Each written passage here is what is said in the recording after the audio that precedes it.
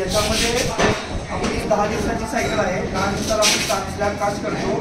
3 days किंवा 3 दिवसांनी आपण त्याला डिशर्टिंग करतो. आता हा 6 तारखेला बनलेला आहे. लगेच पुढच्या वरती स्टील पाणी डिशर्टिंग करून आपण नवीन स्लॅब होता करतो. बरोबर 10 तारखेला आपण दुसऱ्यावरचा स्लॅब कास्ट करतो. वन टाईम पूर्ण आपण करतो. 2 कोरमध्ये करतो. एक त्या पोर्शन आणि हे 2 सेकंड डेजला. आणि याच्या कंपनीमध्ये कॉम्प्युटर आपण घेऊन जातात. सेल्फ डायमॅटिक कॉम्प्युटर बनवलं जातं. त्याची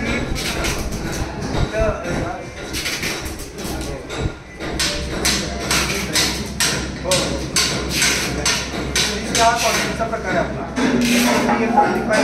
ग्रेड नाही आहे.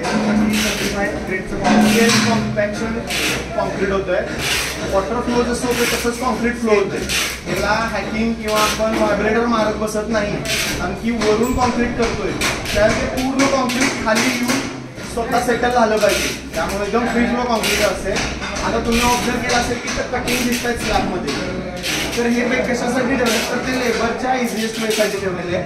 जेव्हा हे शटरिंग रिमूव्ह केलं जातं ह्या पोर्शनवरचं तेव्हा ते तिथून पास केलं जातं आणि तो नंतर क्लोज करतो. लिफ्टिंगला जवळ पडते. ह्या पोर्शन प्रत्येक रूममध्ये तसा कटआउट ठेवलेला आहे स्लॅबला, जेणेकरून तो त्या रूमचं शटरिंग आतनं वर जाऊन फोडून तो उचलून परत आयच्या जागे शिफ्ट होईल. त्याला कोडिंग केलेलं असतं, त्याला नंबरिंग केलेलं असतं. आता हा प्रॉप्स आपण 21 दिवस काढत नाही, 14 ते 21 दिवस काढत नाही, बीमची 21 दिवस काढत नाही, स्लॅबची 14 दिवस काढत नाही. डिशेक्टिंग झाल्यानंतर प्रॉप्सचे तुमच्याकडे 2 सेट पाहिजे.